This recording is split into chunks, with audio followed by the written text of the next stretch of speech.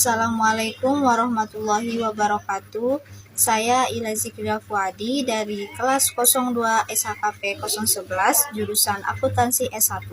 Pertama-tama saya akan mengucapkan terima kasih kepada Bapak Anafil Kambut selaku dosen pembimbing mata kuliah Pendidikan Kewarganegaraan. Saya membuat video ini untuk memenuhi tugas pendidikan kewarganegaraan yang berjudul Negara Hukum. Topik yang akan dibicarakan yaitu pengertian negara hukum, ciri-ciri negara hukum, prinsip negara hukum, dan perkembangan negara hukum. Jadi yang pertama, negara hukum adalah negara yang dapat diartikan sebagai negara apabila tindakan pemerintah maupun rakyatnya didasarkan atas hukum untuk mencegah adanya tindakan sewenang-wenang dari pihak pemerintah atau penguasa dan tindakan rakyat yang dilakukan menurut berkehendaknya sendiri.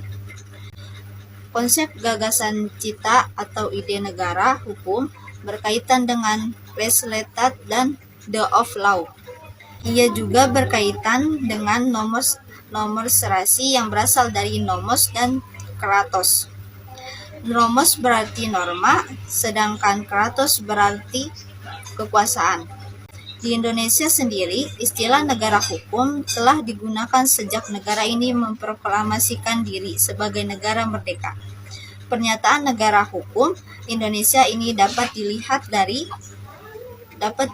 dalam penjelasan Umum Undang-Undang Dasar 1945, Butir 1 tentang sistem pemerintahan. Adapun unsur-unsur negara hukum yang dikemukakan oleh Friedrich Julius Kahl sebagai berikut. Yang pertama, hak asasi manusia. Yang kedua, pemisah atau pembagian kekuasaan. Yang ketiga, setiap tindakan pemerintah harus didasarkan pada peraturan perundang-undangan yang telah ada. Dan yang terakhir, adanya peradilan administrasi yang berdiri sendiri. Berikut ciri-ciri dan prinsip negara hukum. Adapun ciri-ciri negara hukum yaitu hukum bersumber pada Pancasila, berkedaulatan rakyat, pemerintahan berdasarkan sistem konstitusi, persamaan kedudukan di dalam hukum dan pemerintah, kekuasaan kehakiman yang bebas dari pengaruh kekuasaan lainnya, pembentuk undang-undang oleh Presiden bersama-sama dengan DPR dan dianut sistem MPR.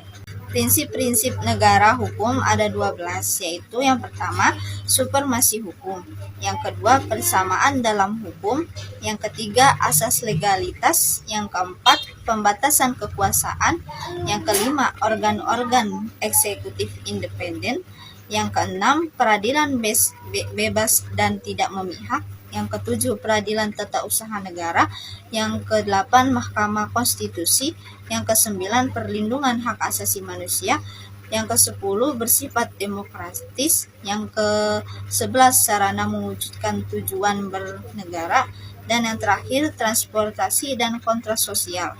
Pembahasan terakhir yaitu perkembangan negara hukum. Dalam perkembangannya, negara hukum terbagi menjadi 4, yaitu negara hukum polis, negara hukum liberal, negara hukum formal, dan negara hukum material.